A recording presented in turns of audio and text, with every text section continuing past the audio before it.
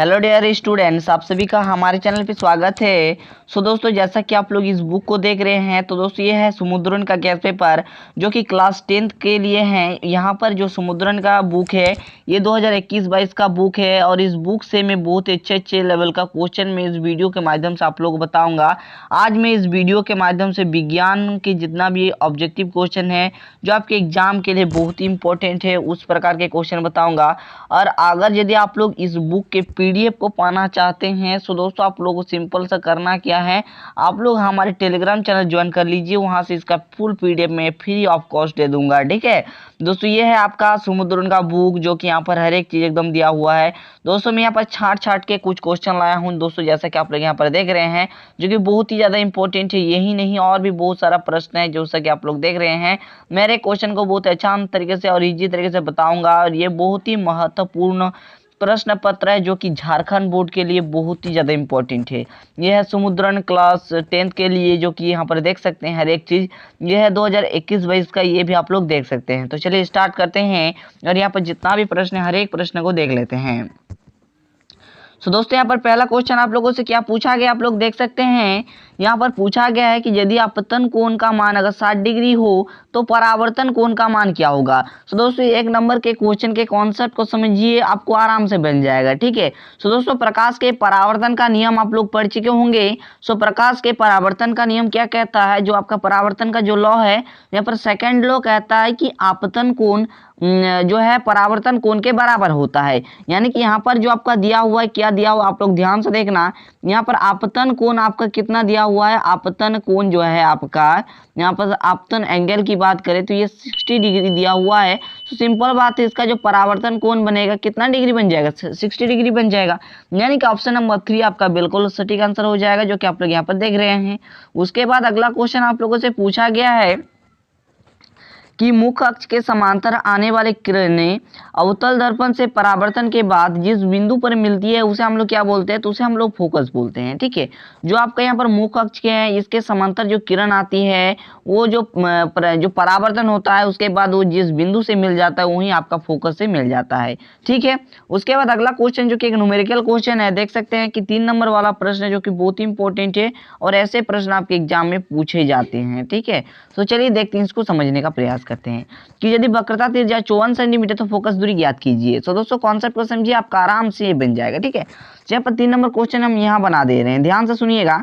यहाँ पर आपका जो है वक्रता त्रिज्या यानी कि यहाँ पर आर बराबर आपका कितना दिया हुआ है, 54 सेंटीमीटर दिया हुआ है। ठीक है, सो दोस्तों यहाँ पर आपको क्या ज्ञात करना है, एफ ज्ञात करना है। तो एफ बराबर आप लोग जानते हैं R/2 होता है, यानी कि 54 अपॉन में 2 कर दें तो ये कट जाएगा, कितनी बार में कट जाएगा। सो दोस्तों ये आपका कट जाएगा, सिंपल सी बात ही 27 जो है बार में कट जाएगा। तो 27 सेंटीमीटर का बिल्कुल करेक्ट आंसर हो जाएगा। ठीक है, उसके बाद 4 नंबर में आप लोगों से पूछा गया यहाँ पर दोस्तों, जैसे कि देख रहे हैं यहाँ पर पूछा गया कि अवतल दर्पण के सामने किसी वस्तु को कहां पर रखा गया जिससे उसके समान आकार का उल्टा प्रतिबिंब बनेगा। सो दोस्तों इसका जो सही आंसर हो जाएगा वक्रता केंद्र पर बनेगा, जो आप लोगों को पता होगा। ठीक है, उसके बाद 5 नंबर में आप लोगों का जो कि बहुत ही इंपॉर्टेंट है, क्या है कि अवतल दर्पण का उपयोग एक नहीं कि आपको एक यूज बताना है जो वस्तु में किया जाता है। ठीक है, जो अवतल दर्पण के यूज की बात करें दोस्तों, 4 ऑप्शन में से आपका गाड़ी के हेडलाइट में किया जाता है, जो कि आप लोगों को पता होगा कि गाड़ी के हेडलाइट में हम लोग किसका उपयोग करते हैं, तो अवतल दर्पण का यूज करते हैं। उसके बाद 6 नंबर में पूछा गया कि प्रकाश की किरण एक माध्यम से दूसरे माध्यम में जाने पर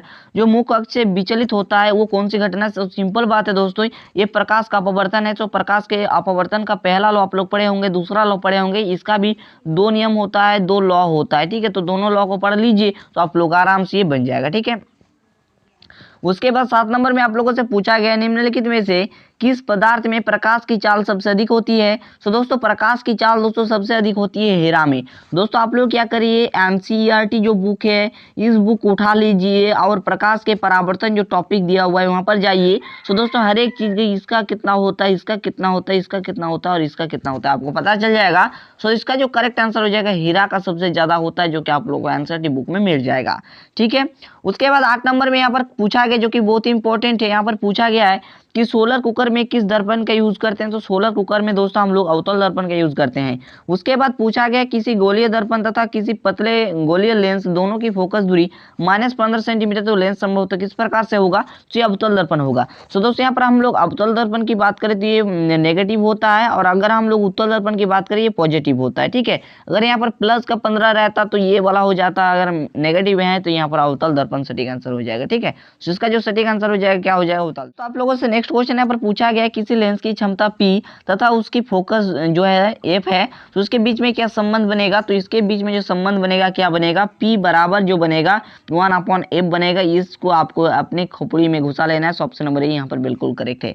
उसके बाद दोस्तों 11 नंबर में पूछा गया है कि लेंस की आवर्धन की जो व्यंजक है ये क्या होता है, तो इसका जो व्यंजक होता है M बराबर V/U होता है, जिसे आपको याद रखना है, ये न्यूमेरिकल में बहुत ज़्यादा हेल्प करता है। ठीक है, उसके बाद 12 नंबर में पूछा गया कि सामान्य दृष्टि जो है वयस्कों के लिए जो सुस्पष्ट दर्शन की जो अल्पतम दूरी होती है कितना होती है, सो दोस्तों ये 25 सेंटीमीटर होती है। मतलब जो है स्पष्ट देखने की जो न्यूनतम दूरी है यानी कि जो अल्पतम दूरी है वो 25 सेंटीमीटर होती है। ठीक, अगर हम लोग बात करें स्पष्ट देखने की दूरतम दूरी, जो दूरतम दूरी होती है अनंत होती है। ठीक है, उसके बाद यहाँ पर 13 नंबर में पूछा गया नेत्र के द्वारा किसी वस्तु का कैसा प्रतिबिंब बनता है। सो नेत्र के द्वारा जो प्रतिबिंब बनता है वास्तविक यानी उल्टा बनता है, यानी कि ऑप्शन नंबर ए यहाँ पर बिल्कुल करेक्ट है। 14 नंबर में पूछा गया निम्नलिखित में से किस अभिक्रिया में अलग अलग परमाणु या परमाणुओं के समूह आपस में आदान प्रदान करता है। सो दोस्तों सिंपल बात है, द्विविस्थापन अभिक्रिया हो जाएगा, इसके बीच में आदान प्रदान होता है इस अभिक्रिया में। ठीक है, उसके बाद 15 नंबर में पूछा गया कि रासायनिक अभिक्रिया को संतुलित जो है करने के लिए किस नियम पर आधारित है। तो दोस्तों ये जो नियम है ये आपका नियम हो जाएगा द्रव्यमान संरक्षण के नियम पर आधारित, जो कि 15 नंबर वाला प्रश्न झारखंड बोर्ड के लिए बहुत ही ज्यादा इंपॉर्टेंट है दोस्तों, जो विद्यार्थी 2023 में इस साल एग्जाम देने वाले हैं।